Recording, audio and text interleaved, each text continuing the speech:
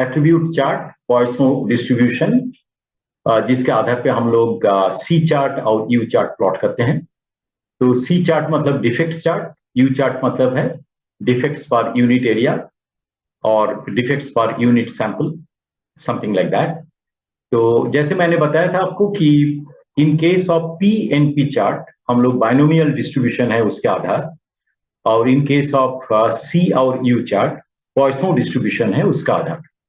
तो defects chart जो सी chart और यू चार्ट के लिए हम लोग प्लॉट करते हैं, उसमें अगर ये सवाल पूछा जाए कि हमारा क्या जो सैंपल है वो कांस्टेंट अपॉर्चुनिटी है, तो जैसे माने कि हम लोग 30 सैंपल्स ले रहे हैं और उसमें डिफेक्ट मेजर कर रहे हैं, तो in that case you go ahead for plotting C chart. अगर वैसा नहीं है, मतलब एक दिन में या तो हर एक टाइम जो हम लोग सैंपलिंग करते हैं तो अलग अलग होता है, तो उस केस में हम लोग उसको कन्वर्ट कर देते हैं। जैसे पी चार्ट में हम लोग कन्वर्ट किए थे in terms of fraction defective, इधर हम लोग पर यूनिट एरिया पर यूनिट सैंपल हम लोग उसको कन्वर्ट करते हैं। तो उस केस में हम लोग यू चार्ट प्लॉट करते हैं। तो ये दोनों ही एट्रीब्यूट चार्ट जो है डिस्क्रीट डेटा के आधार पे है, यानी कि कोई कंटिन्यूटी नहीं है। मतलब डेटा जो है न्यूमेरिकल वैल्यू वो जंप करता है 1 से 2, 2 से 3 ऐसे। तो इसमें सी चार्ट में हम लोग सेंट्रल लाइन सी बार करते हैं, अपर कंट्रोल लिमिट होता है सी बार प्लस 3 सी बार रूट ओवर, और एलसीएल लोअर कंट्रोल लिमिट है सी बार माइनस 3 रूट सी बार। तो आपको ये सवाल आएगा क्या इधर कोई सिग्मा लिमिट होता नहीं होता है? यही है उसका सिग्मा लिमिट, यानी कि जो सिग्मा है इन पॉइसन डिस्ट्रीब्यूशन, सिग्मा होता है for defects is root over C bar. यानी कि जैसे मैंने नॉर्मल डिस्ट्रीब्यूशन के बारे में आपको बताया था, उधर दो पैरामीटर होता था, एक होता था मीन और एक होता था स्टैंडर्ड डिविएशन। तो in case of Poisson distribution there is only one, that is nothing but the C bar. Okay, तो यू चार्ट सी चार्ट में लोअर कंट्रोल लिमिट उस हिसाब से हो जाएगा C bar minus 3 into root over सी bar. तो U chart जहां पर number of defects per unit plot करते हैं, पर यूनिट कन्वर्ट कर देते हैं in case of variable variation in the sample size, तो उधर हम लोग एक एन आ जाता है, जैसे कि u bar plus 3 into root over u bar divided by n, और lower control limit u bar minus 3 into root over u bar divided by n. यानी कि आप नोटिस कीजिएगा प्लीज कि यू चार्ट में अगर आपका एन यानी सैंपल साइज जो है वो अगर वेरी करता है, तो उस केस में आपका जो अपर control limit lower control limit है हर एक सैंपल प्लॉटिंग के लिए वो वेरी करेगा, अप एंड डाउन होता ही रहेगा। तो just like your P chart. Okay, तो आपके सामने जो आप फोटोग्राफ देख रहे हो, he is the French mathematician simian Poisson. 1837 में वो ये पॉइसन डिस्ट्रीब्यूशन बनाए थे। इसका पहले बार उन्होंने अप्लाई किए थे, bacteria found in 1 drop of water in swimming pool has equal chances to be detected in another drop. तो ये है पॉइसन डिस्ट्रीब्यूशन का एक खासियत कि आपका जो बेसिक असम्पशन है वो है कि आप जितने भी सैंपल आपके सामने है उसमें हर एक सैंपल में डिफेक्ट को आइडेंटिफाई लोकेट करना, डिफेक्ट का होना, ये सेम प्रोबेबिलिटी है। ऐसा नहीं कि एक सैंपल में ज्यादा प्रोबेबिलिटी रहेगी, एक सैंपल में कम प्रोबेबिलिटी रहेगा। जैसे इन्होंने स्विमिंग पूल का जो पानी है उधर बैक्टीरिया, कितने बैक्टीरिया है जो उन्होंने देख रहे थे, चेक कर रहे थे, उधर उन्होंने ये पॉइसन डिस्ट्रीब्यूशन को अप्लाई किए थे। So Poisson distribution may be used for estimation of isolated events in a continuum of time। मतलब आप जितना भी टाइम ले लो, मतलब माने कि 1 घंटा बात कर रहे हो, या तो 1 हफ्ता बात कर रहे हो, जब भी आप कर रहे हो आपका एक्सपेक्टेड ऑकरेंस होगा सेम, ये चेंज नहीं होगा। That is the theory behind the Poisson distribution. तो इधर जो probability of getting number of defects x is equal to e to the power minus lambda, lambda is the failure rate, multiplied by lambda to the power x divided by factorial x, x is the number of occurrence।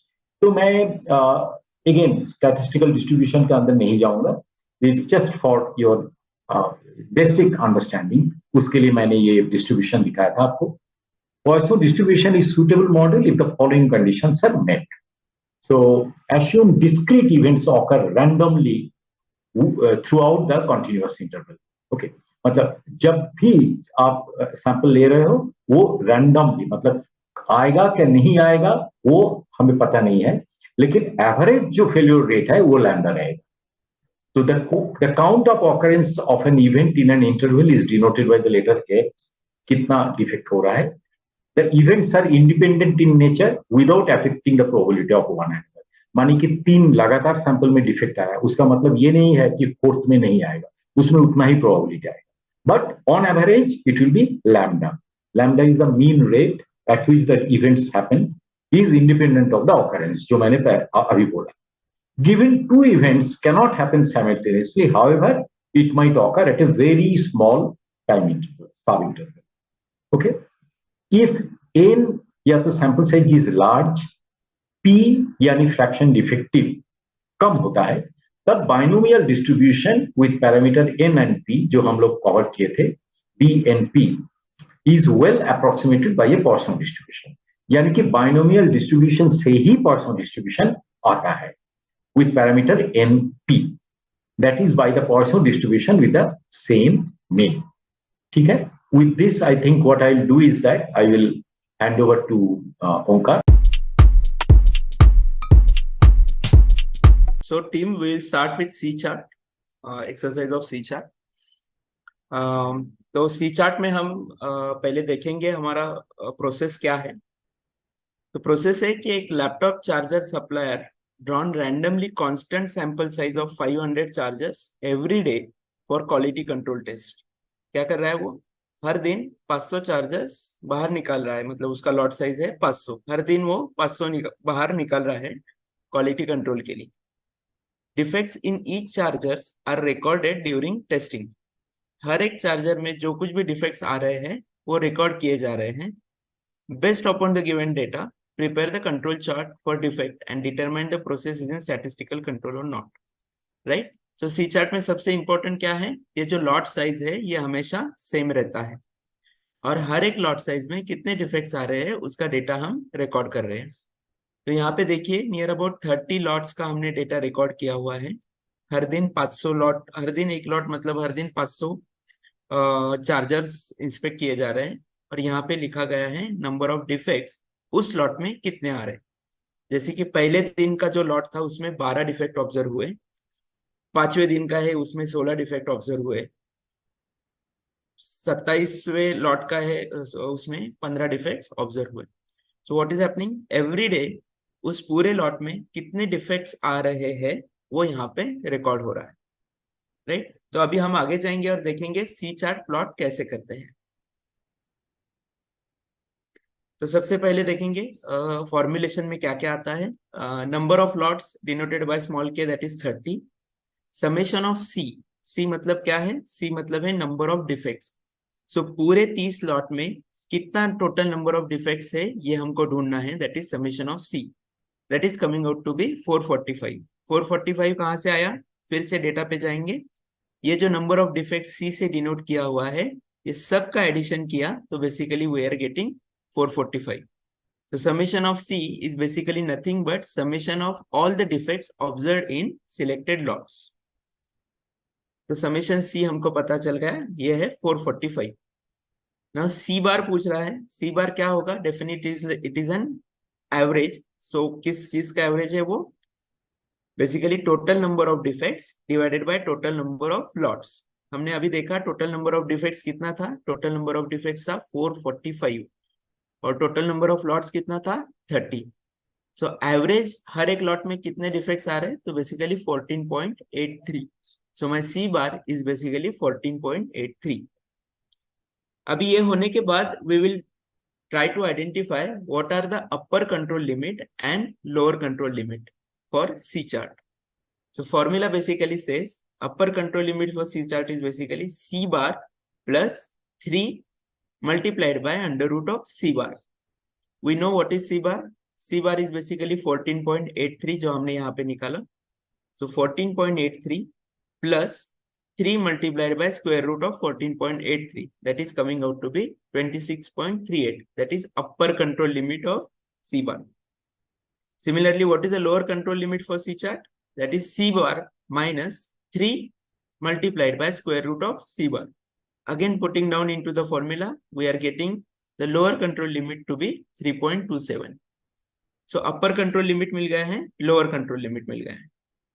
Now the thing is basically with the help of these two UCL, LCL and C bar, we will try to plot a C chart in Excel and see what kind of a chart we are getting.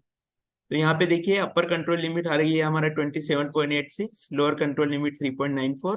This is my C bar that is coming out to be 15.90 और ये मेरा value है जो very हो रहा है. तो यहाँ पे एक पॉइंट दिख रहा है मुझे जो बाहर जा रहा है अपर कंट्रोल लिमिट से, राइट. तो याद आ रहा है आपको अभी हम क्या करते हैं जब कभी भी एक का दूसरा पॉइंट हमारे अपर कंट्रोल लिमिट या लोअर कंट्रोल लिमिट स्पेक से बाहर जाता है तो हम क्या करते हैं, हम एक प्रोसेस करते हैं जिसको हम बोलते हैं बेसिकली होमोजेनाइजेशन, जिसमें हम आइडेंटिफाई करते हैं कि ये जो पॉइंट जो बाहर जा रहा है देयर इज अ पॉसिबिलिटी कि that it is happening because of certain assignable causes. So ये पॉइंट कौन सा है उसको हम डेटा सेट से निकालते हैं, फिर से एनालाइज करते हैं और देखते हैं कि whether my all the readings are following within the limits और नॉट. तो यहाँ पे आइडेंटिफाई करने की कोशिश करेंगे कि ये 32 का पॉइंट डेटा सेट में कहाँ है. तो ये मुझे यहाँ पे दिख रहा है नंबर 9. सो 9वें दिन का जो लॉट था उसमें मेरे जो नंबर ऑफ डिफेक्ट 32 आए, that is basically causing 1 point to go outside of the control limit. So उसको मैं रिमूव कर दूंगा मेरे डेटा सेट से and then it will be restricted to data set of 29, that is 29 lots. I will again calculate the upper control limit, lower control limit, summation of c bar and I will again try to plot the C chart. तो यहाँ पे हम देखेंगे वो point निकाल के जब मैं सब रिकैलकुलेट करता हूँ तो everything is basically falling under upper control limit and lower control limit. That means the particular process is capable of producing the output with in the control limits, right. अगर यहाँ पर भी फिर से कोई पॉइंट बाहर जाता, again we would have been repeating the same process of homogenization till all the point comes into the picture, all the point comes into the limits. तो ऐसे हो सकता है कि ये कितने बार करना कि कब तक करना. तो एक रूल है, अगर 25% of the points are out of the total points are going above और below the limit, then we can say कि the process is not capable और स्टेबल.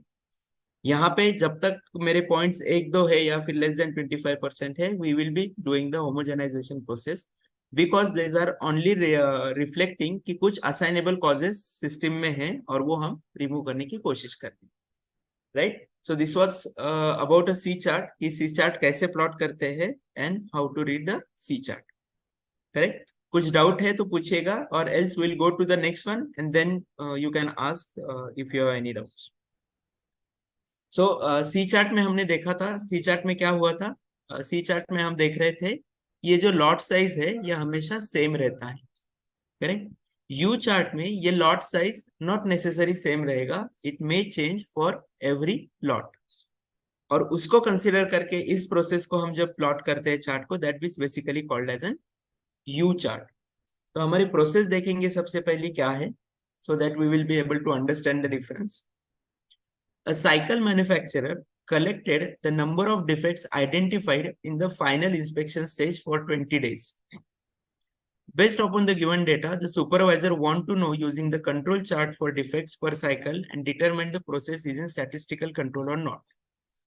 तो देखिए यहाँ पे क्या हो रहा है, एक साइकिल मैन्युफैक्चरर है, उन्होंने 20 या 30 दिन के लिए डेटा कलेक्ट किया हुआ है, लेकिन अनलाइक सी चार्ट जिसमें हर दिन मेरा लॉट साइज सेम रह रहा था, यहाँ पे मेरा लॉट साइज चेंज हो रहा है, राइट. सी चार्ट में आपने ऑब्जर्व किया था लॉट साइज क्या था, 200 था, हर दिन 200 में लॉट ले रहा हूँ. यहाँ पे देखिए हर दिन वेरी हो रहा है. तो पहले दिन 100 का मैंने लॉट लिया, दूसरे दिन 120 का लिया, फिर 150 का लिया, then 85 and so on up to 30 days.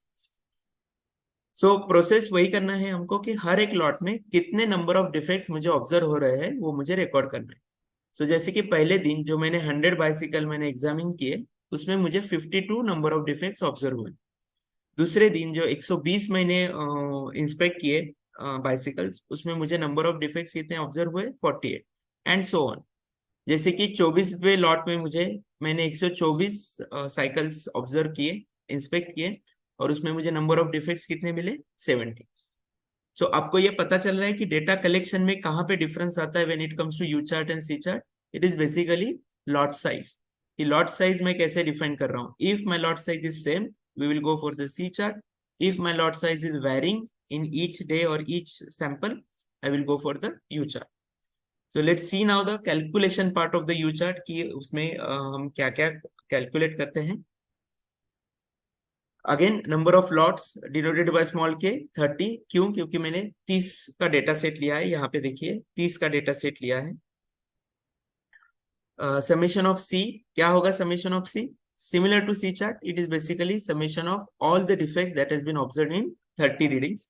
सो ये जो कुछ भी मेरे नंबर ऑफ डिफेक्ट्स है इसका मैंने सब समेशन किया हुआ है, right, and that is coming out to be 1283। Sum of sample size that is equal to 3376। अभी ये क्या है सम ऑफ सैंपल साइज? ये हमने सी चार्ट में नहीं किया था लेकिन यहाँ पे किया, क्योंकि यहाँ पे मेरा लॉट साइज है वैरी हो रहा है। सो सम ऑफ सैंपल साइज मतलब ये जो सब लॉट के साइज मैंने यहाँ पे डिफाइन किए हुए हैं उसका addition. So what it is coming out to be? Sum of sample size is coming out to be 3376। अभी हमको u वैल्यू कैलकुलेट करना है। u is basically number of defects in each lot divided by lot size, correct? तो अब बताइए मुझे, हर एक reading के लिए, हर एक लॉट के लिए u का रीडिंग आने वाला है। क्यों? क्योंकि मेरा लॉट साइज हर एक लॉट के लिए अलग हो रहा है। सो हर एक लॉट का u आने वाला है मुझे, that we will calculate by number of defects in each lot divided by lot size. तो यहाँ पे देखिए, सॉरी, तो number of defects in each lot divided by lot size. तो जो कुछ भी मेरे हर एक रीडिंग का u आने वाला है उसका मैं एवरेज निकालने वाला हूं, that is basically nothing but my u bar. So what it is telling me? Total number of defects divided by total number of samples. So that is coming out to be total number of defects कितना है 1283 divided by total number of samples. Total number of sample is 3376। So my u bar is coming out to be 0.38, correct? अभी हम देखेंगे कि हम इसका control limits कैसे calculate करते हैं, denoted by upper control limit u chart and lower control limit for u chart. So upper control limit is equal to u bar plus 3 multiplied by square root of u bar divided by square root of ni। ni मतलब जो corresponding first, second, third या फिर 30th reading है वो, and then there will be LCLU which is equal to u bar minus 3 into square root of u bar divided by square root of ni। सो अगर आपको observe हो रहा है यहाँ पे क्या हो रहा है कि हर एक लॉट का UCLU अलग आ रहा है और LCLU अलग आ रहा है। सो उसी को हमने नेक्स्ट डेटा सेट में टेबुलर फॉर्मेट में लाने की कोशिश की है। This remains the same, lot size, lot number, lot size, number of defects in that particular lot, UCLU उस लॉट का basically upper control limit, LCLU उस रीडिंग का basically lower control limit, and so on. So हर एक 30 lot के लिए हमने UCLU और LCLU प्लॉट किया है और फिर जाके हम उसका Q चार्ट प्लॉट करने वाले, and that is how basically it is looking like. ये जो है मेरा, ये वैरी हो रहा है, जो जनरली सी बार या सी चार्ट में वैरी नहीं हो रहा था, यहाँ पे क्यों हो रहा है? क्योंकि हर एक लॉट में अलग अलग सैंपल्स हैं। तो जैसे UCL upper control limit vary हो रहा है, वैसे ही लोअर कंट्रोल लिमिट भी कांस्टेंट नहीं है, वो वैरी हो रहा है। और ये बीच का है जो मेरा एक्चुअल रीडिंग है, और यहाँ पे मैं ऑब्जर्व कर रहा हूँ कि कुछ पॉइंट्स मेरे अपर कंट्रोल लिमिट के ऊपर जा रहे हैं, एट द सेम टाइम कुछ लॉट्स, कुछ रीडिंग्स मेरे लोअर कंट्रोल लिमिट्स के नीचे जा रहे हैं। So as per the process हमको क्या करना चाहिए? अभी होमोजेनाइजेशन करना चाहिए, जिसमें हम देखते हैं कि जो पार्ट बाहर जा रहा है उसको हम डिलीट कर देंगे और बाकी के पार्ट का एनालाइज करेंगे। लेकिन यहाँ पे अगर हम देखेंगे out of 30 readings 1 2 3 4 5 6 7 8, that means more than 25% readings are basically going out of the control limits. So here the system is basically statistically unstable, right? तो ये एग्जांपल जानबूझ के लिया है जस्ट टू अंडरस्टैंड बेसिकली कि अगर 25% से ज्यादा पॉइंट हमारे कंट्रोल लिमिट से बाहर जाते हैं तो generally we do not do homogenization, we again go back and reset the process, उनके सेटिंग पैरामीटर चेंज करके फिर से डेटा कलेक्ट करना स्टार्ट करते हैं। This is also an indication कि बहुत सारे असाइनेबल कॉजेस है which are going out of the control. अगर इसमें लेस देन 25% होते, समझिए 5 पॉइंट्स होते जो कंट्रोल लिमिट्स के बाहर जाते, तो हम क्या करते हैं, हम होमोजेनाइजेशन फिर से करते हैं, वो 5 रीडिंग को हम निकाल देते and then we would have tried to see कि बाकी के जो points after homogenization whether they are falling under the control और not. So this is about U chart and C chart. The basic difference, as I was repeatedly telling, in C chart, the lot size remains the same. In U chart, it is continuously varying. In both the charts, we are basically trying to capture the number of defects and not the defectives. Number of defects against the lot size. Lot size remains the same. We get a C chart. Lot size is varying. Plotted against the defectives and upper control limit and lower control limit for U, we get a U chart. आपको कुछ doubt है तो please पूछिएगा, any kind of an doubt, because here we are completing all the charts with variable chart as well as the attribute chart. Attribute chart में हमने 4 chart देखे, N chart, NP chart, C chart और U chart, और variable control chart में हमने 3 देखे, X bar R chart, X bar S chart और IMR chart. So these are the 7 types of chart in all we basically try to cover. कुछ question है तो please पूछिए।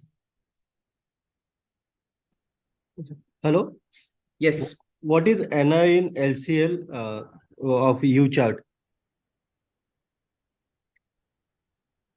Of U chart? Yes.